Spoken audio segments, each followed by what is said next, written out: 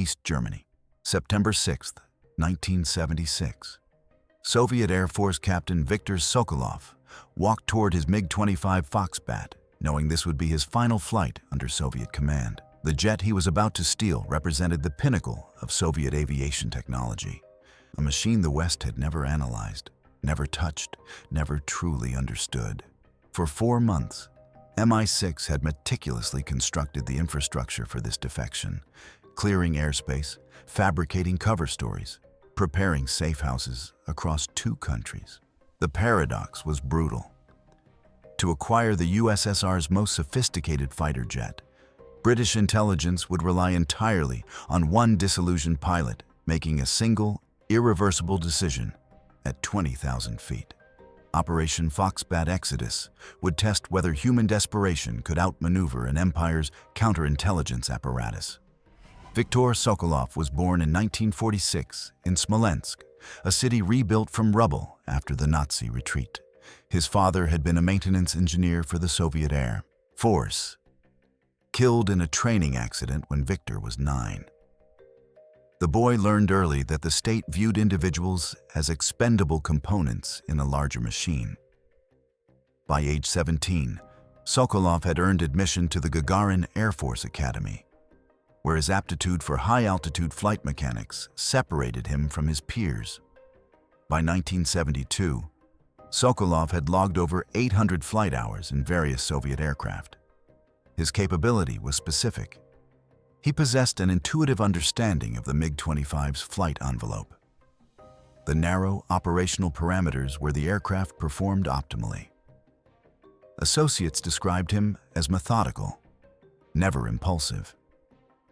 This precision made him valuable to Soviet strategic doctrine, which positioned the MiG-25 as the counter to NATO reconnaissance aircraft that routinely violated Soviet airspace. The MiG-25 Foxbat represented the Soviet Union's response to American high-altitude spy planes. First deployed in 1970, the aircraft could reach speeds exceeding Mach 2.83 and altitudes above 80,000 feet. Its Tumansky R-15 engines generated thrust that Western engineers considered theoretically impossible for an aircraft of its weight class. The fuselage was constructed primarily of nickel-steel alloy rather than titanium, a metallurgical choice that baffled NATO analysts who intercepted fragments of Soviet technical communications. Western intelligence services had tracked the MiG-25 program since its initial development phase in the mid-1960s. Satellite imagery revealed the aircraft's approximate dimensions. Radar signatures suggested extraordinary speed capability. But critical questions remained unanswered. What were its operational limitations? How did Soviet engineers solve the heat stress problem at sustained high Mach flight? What vulnerabilities existed in its avionics systems? Conventional intelligence methods, satellite reconnaissance, signals intercepts, human sources within Soviet design bureaus had failed to provide definitive answers.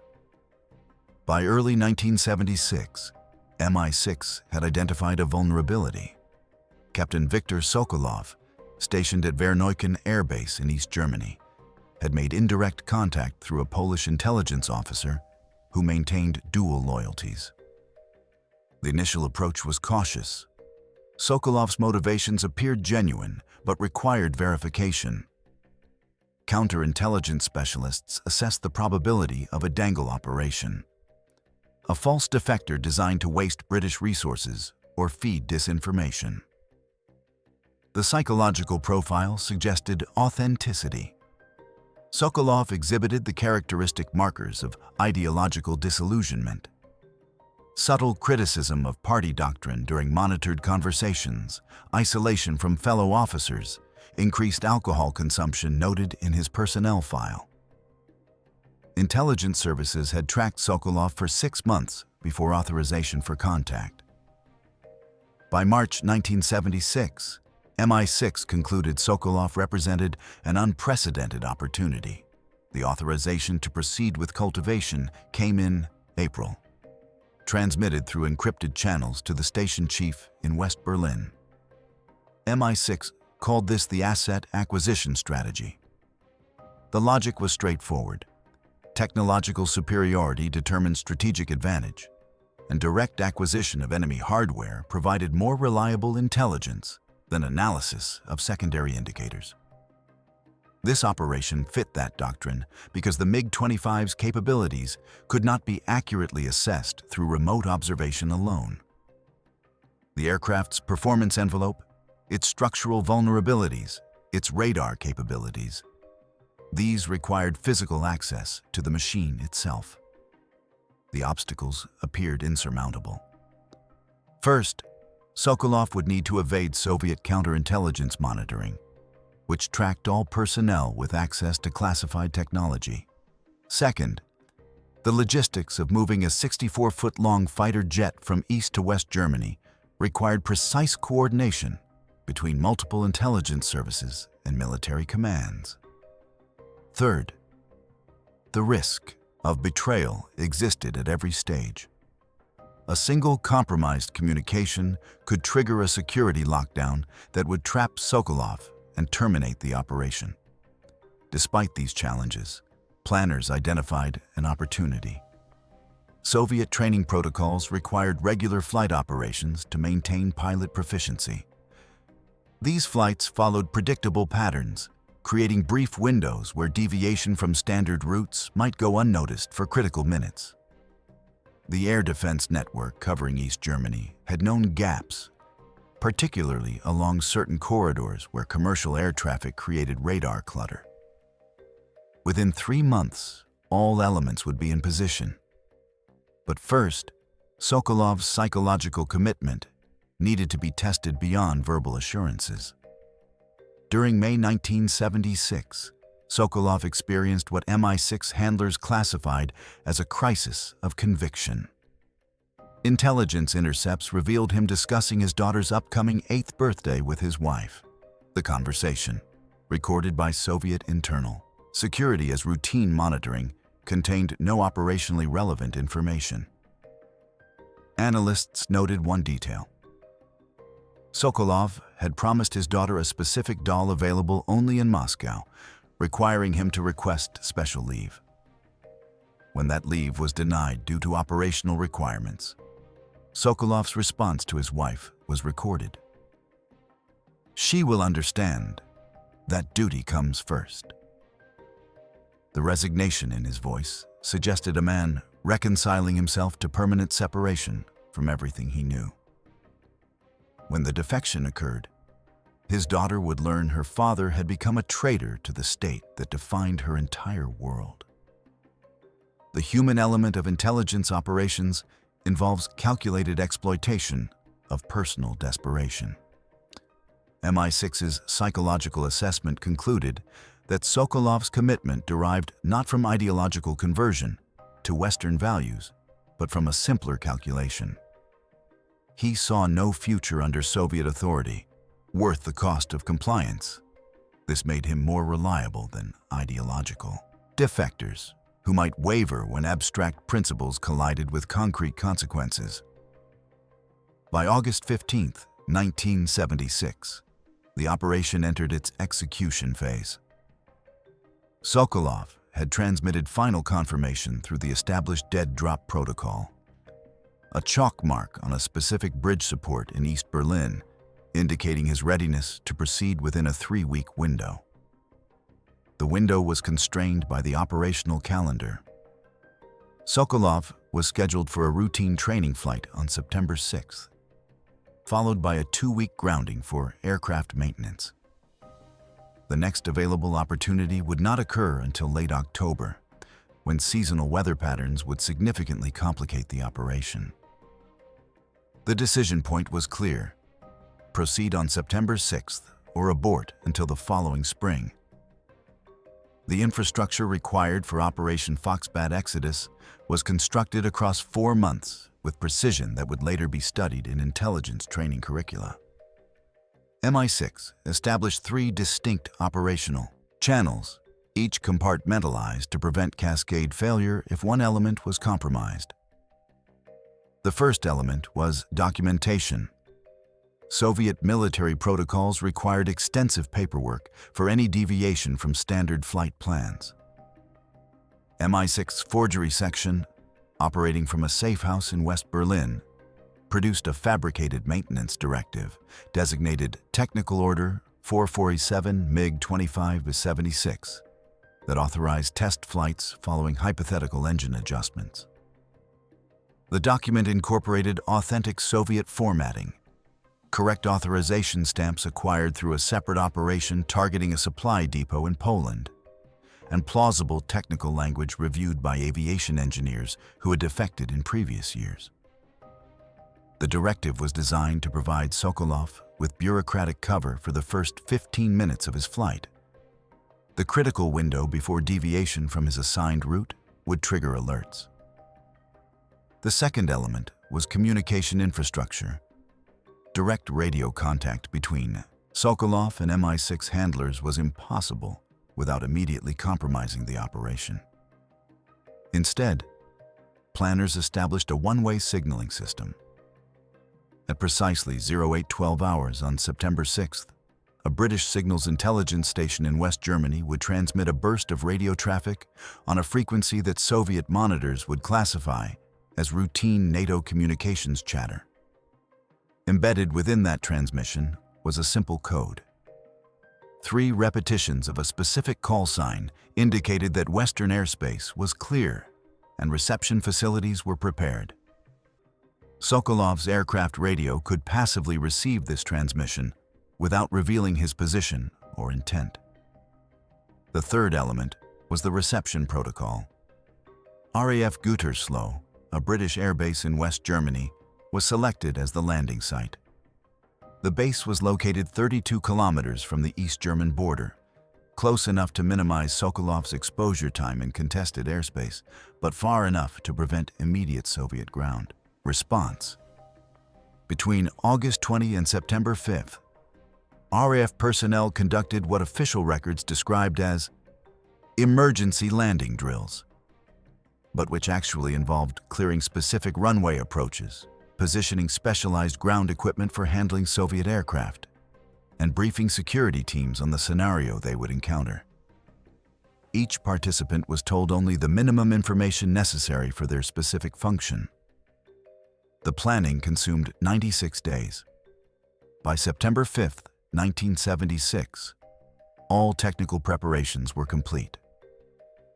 Sokolov had approximately 18 hours before his scheduled takeoff. Time he would spend following his normal routine to avoid triggering suspicion among the counterintelligence officers who monitored all pilots with access to advanced aircraft. September 5th, 1976. 2200 hours. Sokolov attended a mandatory political education session at Verneuchen Air Base, where a commissar delivered a lecture on capitalist decadence and the historical inevitability of socialism's triumph. Sokolov's personnel file from that evening notes his attendance, but records no unusual behavior. What the file could not capture was the cognitive dissonance he experienced. Listening to ideological certainties while planning an act that would brand him a traitor in the only society he had ever known. The first contact in the execution phase occurred not between Sokolov and MI6, but between MI6 and RAF Gütersloh Command. At 0430 hours on September 6th, a coded message confirmed final authorization for the reception protocol. The message used the phrase "package delivery confirmed" for 0900 hours, indicating that all elements were positioned and that abort orders had not been issued.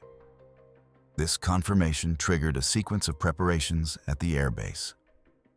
Runway crews positioned emergency equipment, intelligence officers prepared debriefing facilities, and technical specialists readied the analysis center where the MiG-25 would be systematically examined. What Sokolov didn't know was that a parallel Soviet operation was underway. At 0500 hours, approximately 200 kilometers from Verneuchen, a KGB surveillance team was conducting routine monitoring of a suspected Western intelligence network in East Berlin. The team had no information about Operation Foxbat Exodus. Their presence was coincidental. But their communication traffic would later create a critical complication, generating radio intercepts that briefly convinced Soviet air defense commanders that unusual Western intelligence activity was occurring in their sector. The method about to be used was deceptively simple. Sokolof would exploit the gap between detection and response. Soviet air defense protocols required visual confirmation before engaging an aircraft displaying Soviet identification markers. This protocol existed because technical malfunctions occasionally caused aircraft to deviate from assigned routes. The time required to scramble interceptors, achieve visual identification, and receive authorization to engage would provide Sokolov with approximately 9 minutes of uncontested flight. 9 minutes to cover 48 kilometers. The mathematics were unforgiving. September 6, 1976. 0700 hours. Sokolov completed his pre-flight inspection of MiG-25, tail number 31 red. The aircraft had logged 147 flight hours since its last major overhaul. Maintenance records indicated all systems were operational. Sokolov conducted his walk-around inspection with the same methodical attention he applied to every flight. What observers couldn't detect was the slight tremor in his hands as he checked the landing gear, knowing this aircraft would never return to Soviet territory. Over the next 45 minutes, Sokolov followed standard procedures. He reviewed weather reports. He confirmed his assigned training route with the operations officer. He received final clearance from the tower. Each action matched the pattern he had established over hundreds of previous flights. The only deviation was internal. The awareness that within 2 hours, everything about his existence would be irrevocably transformed. At 0755 hours, Sokolov entered the cockpit. The MiG-25's instrument panel displayed familiar configurations: throttle controls, weapon systems indicators currently disabled for a training flight, navigation instruments calibrated to the coordinate system used by Warsaw Pact forces. He initiated the engine start sequence. The Tumansky R-15 engines generated their characteristic high-pitched whine, a sound that had become the signature of Soviet high-altitude intercept capability. By 0810 hours, Sokolov had received taxi clearance. He maneuvered the aircraft toward the active runway. 2 minutes remained before the signal transmission from the British listening post. If that signal failed to transmit, if any element of the Western reception protocol had collapsed, Sokolov would have to abort. He would complete his training flight, return to base, and live with the knowledge that he had come within minutes of escape before circumstances forced him back into indefinite service to a system he no longer believed in. 0812 hours. The signal transmitted. Sokolov's radio receiver picked up the burst of traffic. 3 repetitions of the designated call sign. The pathway was clear. He advanced the throttles. The MiG-25 accelerated down the runway. At 190 kilometers per hour, he rotated the nose upward. The aircraft lifted. Sokolov retracted the landing gear. He was airborne under Soviet authority for what he intended to be the final time. The initial phase of his flight conformed exactly to the approved training route. Sokolov climbed to 15,000 feet, heading northwest on a vector that would take him parallel to the border, remaining well within East German airspace. Soviet air defense radar tracked his progress. The flight appeared routine. For the first 6 minutes, nothing about his trajectory would trigger alerts. At 0818 hours, Sokolov made his first deviation. Instead of turning northeast as his flight plan specified, he maintained his northwestern heading. The change was subtle. Radar controllers monitoring multiple aircraft would need approximately 90 seconds to recognize the deviation as potentially unauthorized rather than a navigation correction. 600 meters below, An East German farmer was beginning morning work in his fields. He looked up at the sound of jet engines. He saw a Soviet fighter aircraft, not unusual in this region. What he couldn't know was that he was witnessing an intelligence operation that would alter Cold War dynamics. The farmer returned to his work. The MiG-25 continued west. Sokolov pushed the throttles forward, increasing speed. The aircraft accelerated through 650 kilometers per hour. The border was now 32 kilometers ahead. Flight time at current speed, approximately 3 minutes. He knew Soviet radar had detected his deviation by now. He knew interceptor aircraft were being scrambled from bases in East Germany and Poland. The race had begun. At 0821 hours, a Soviet air defense commander at a facility near Magdeburg recognized that MiG-25 tail number 31 Red was proceeding on an unauthorized vector toward the border. Protocol required him to attempt radio contact before escalating to higher authorities. He transmitted on the standard Soviet Air Force frequency. Tail number 31 Red, you are deviating from assigned route. Confirm your navigation systems are functioning correctly and return to approved heading. Sokolov heard the transmission. His response was silence. Acknowledging would serve no purpose. Complying was not an option he would consider. He maintained heading and speed. The method Sokolov employed to evade radar-guided missiles was based on terrain masking. At 0823 hours, he descended to 8,000 feet, using the irregular terrain of the border region to complicate targeting solutions for surface-to-air missile systems. The MiG-25 was not designed for low-altitude flight. Its airframe was optimized for stratospheric intercepts. But Sokolov's knowledge of the aircraft's handling characteristics allowed him to push it beyond standard operational parameters. 40 kilometers behind him, 2 MiG-21 interceptors were climbing to pursue. Their maximum speed was lower than the MiG-25's, but they were closer to the border and could reach intercept position if Sokolov's crossing was delayed by even 90 seconds. The pursued aircraft had authorization to fire if visual identification confirmed the fleeing pilot was making a deliberate defection attempt. What the Soviet interceptors didn't know was that RAF air defense systems in West Germany had been placed on alert. British radar installations tracked both Sokolov's aircraft and the pursuing MiG-21s.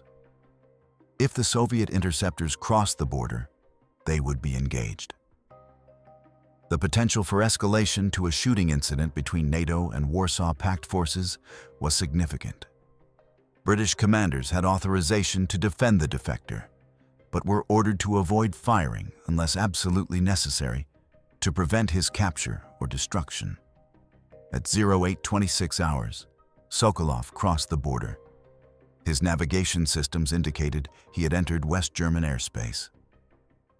The transition was not marked by any visible boundary, only by the knowledge that he was now beyond Soviet territorial authority.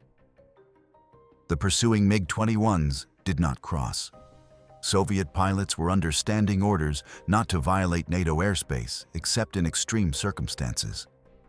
The diplomatic consequences of an incursion outweighed the value of preventing one defection. Sokolov maintained his heading toward RAF Gütersloh. British air traffic controllers transmitted landing instructions on a frequency MI6 had provided to him during the planning phase. The instructions were brief: runway designation, approach vector, wind conditions. Sokolov acknowledged with a single transmission his first radio contact with Western authorities. His voice was steady. The transcript of that transmission, later reviewed by psychological specialists, showed no evidence of emotional instability or hesitation. At 0834 hours, Sokolov began his landing approach. RAF Gütersloh's runway appeared ahead. Ground crews were positioned at a distance, ready to respond once the aircraft was secured. Sokolov reduced speed and extended landing gear. The MiG-25's hydraulic systems responded normally. He aligned with the runway center line. Touchdown occurred at 08:37 hours. Total time from takeoff to landing, 42 minutes. Time in contested airspace, 11 minutes. The operation's execution phase was complete. Sokolov brought the aircraft to a stop on the taxiway. He shut down the engines. The characteristic whine of the Tumansky R-15s declined to silence. He remained in the cockpit, following the protocol MI6 had established. Do not exit the aircraft until approached by British personnel. The reason was tactical. If the defection was a sophisticated Soviet deception operation, exiting the aircraft prematurely could expose reception teams to threat. Within 90 seconds, a British intelligence officer approached the aircraft. He used the authentication phrase that had been communicated to Sokolov during planning. "We have confirmation of your arrival." Sokolov responded with the required counterphrase, "The package is delivered." Authentication confirmed.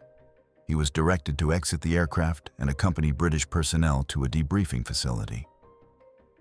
The moment Sokolov's boots touched West German soil, his legal status transformed. He was no longer a Soviet military officer. He was a defector under British protection, subject to intelligence debriefing, psychological evaluation, and eventual resettlement. The transition from one identity to another occurred without ceremony, marked only by brief instructions from the intelligence officer, who led him away from the aircraft he had just delivered. While Sokolov entered his initial debriefing, 30 meters away, technical specialists began their examination of the MiG-25. The aircraft represented the culmination of Soviet aerospace engineering investment dating back to the 1960s. Every component would be photographed, measured, tested, and analyzed. The intelligence value was immeasurable. Not just the aircraft's capabilities, but the insights it provided into Soviet manufacturing techniques, metallurgical knowledge, avionics development, and strategic priorities. The initial technical assessment took 4 hours. By 1300 hours, preliminary findings were being transmitted to British intelligence headquarters in London and shared with American counterparts through established liaison channels. The MiG-25's construction revealed surprising choices. Extensive use of nickel steel rather than titanium suggested Soviet metallurgical limitations. The avionics were less sophisticated than Western analysts had estimated. The engines, while powerful, showed design characteristics that indicated shorter operational lifespan than comparable Western systems. By 1400 hours on September 6th, Soviet authorities understood that MiG-25 tail number 31 Red was not returning to Vernuchen Air Base. Initial assumptions focused on mechanical failure or pilot error resulting in a crash. These assumptions dissolved when East German border radar facilities reported that the aircraft had crossed into West German airspace under controlled flight. The defection was confirmed when British authorities issued a terse diplomatic communication acknowledging that a Soviet military aircraft had landed at RAF Gütersloh and that the pilot had requested asylum. The investigation that followed consumed Soviet counterintelligence resources for 8 months. Every aspect of Sokolov's service record was examined. His associates were interrogated. His family was placed under surveillance. Every lead ended in bureaucratic dead ends, suggesting either remarkable operational security by Western intelligence services or the absence of a broader conspiracy. The sophistication level indicated that Sokolov had received professional support, but the precise extent of that support remained unclear to Soviet investigators. Official Soviet reactions followed predictable patterns. The Soviet Foreign Ministry issued a statement characterizing the defection as a criminal act of theft. The statement demanded immediate return of both the pilot and the aircraft, citing international aviation agreements. The West German government maintained that the pilot's asylum request was being processed through established legal procedures and that the aircraft would remain in Western custody, pending resolution of competing legal claims. The denials were transparent to those in the intelligence field. Everyone understood the aircraft would be thoroughly analyzed before any diplomatic settlement was considered. But transparency wasn't the point. The public positions established the framework for eventual quiet negotiations on other matters. The tactical objective was accomplished. The MiG-25 was acquired intact. Intelligence gained included detailed specifications of Soviet high-altitude intercept capability, manufacturing techniques that revealed industrial limitations, and operational doctrines that informed NATO's defensive planning. Secondary benefits included propaganda value. The defection demonstrated to other Soviet military personnel that escape was possible, and the psychological impact on Soviet leadership, who now understood that their most sensitive military technology was vulnerable to defector-enabled acquisition. The operation revealed specific tradecraft elements that Soviet counterintelligence would study and adapt to prevent future similar operations. The use of dead drops for communication, the exploitation of routine training flights, the coordination between Western intelligence services to prepare reception facilities. Each element would inform modifications to Soviet security protocols. Diplomatic consequences were significant, but contained. Relations with East Germany experienced temporary strain, as Soviet authorities questioned the adequacy of East German air defense coordination. Operational consequences forced adaptations. Soviet pilots with access to advanced aircraft were subjected to enhanced psychological monitoring. Family members were used as leverage to ensure loyalty, and training flight protocols were modified to reduce opportunities for unauthorized deviations. For Viktor Sokolov, the consequences were profound and permanent. MI6 arranged his resettlement to Canada under a fabricated identity. He would never return to the Soviet Union. He would never see his daughter again. The last communication he received regarding his family came through intelligence channels months after the defection. His wife had been relocated to a city in the Ural Mountains. His daughter was enrolled in a state boarding school, and both had been instructed that discussing him was forbidden. The psychological cost of his decision would manifest over subsequent years in documented struggles with depression and isolation, common among defectors who traded one form of imprisonment for another. British intelligence's assessment was that the benefits outweighed the costs. The technical intelligence derived from the MiG-25 informed Western military aviation development for 2 decades. The operation demonstrated the viability of defector-enabled technology acquisition, encouraging investment in similar operations targeting other Soviet systems. Whether this proved correct would become clear over the following years, as NATO forces adapted their tactics based on knowledge of Soviet capabilities that had previously been estimated rather than known. The paradox of Viktor Sokolov's defection remains unresolved.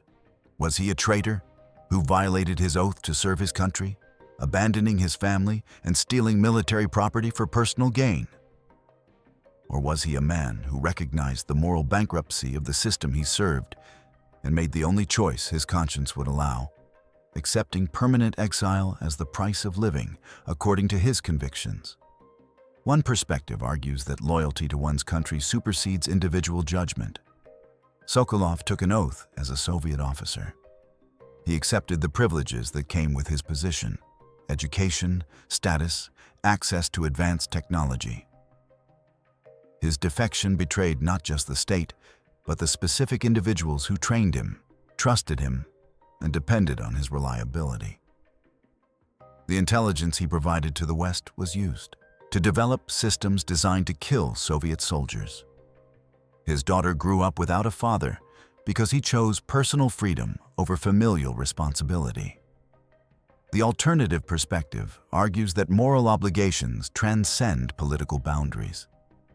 The Soviet system Sokolov served imprisoned millions, suppressed dissent through violence, and maintained power through surveillance and coercion. His defection was an act of resistance against a regime that treated human beings as expendable components in service to ideology. The technology he delivered to the West was inherently defensive. Knowledge of Soviet capabilities allowed NATO to avoid miscalculation that might have triggered nuclear war. His choice to defect rather than remain complicit in a system he considered fundamentally unjust was an assertion of individual moral agency against totalitarian authority. The answer reveals more about your worldview than about Viktor Sokolov. If you prioritize collective loyalty over individual conscience, his defection appears as betrayal. If you prioritize human rights over national allegiance, his defection appears as moral courage. Both frameworks contain internal logic. Both ignore aspects of the situation that complicate easy judgment. What's your take on this specific moral question? Does a military officer's oath to serve their country retain binding force when that officer concludes their country's government is morally illegitimate? Drop your perspective in the comments. If this story made you reconsider the relationship between individual conscience and collective loyalty in intelligence operations, hit that like button and share this with someone who thinks about the ethics of espionage differently than you do.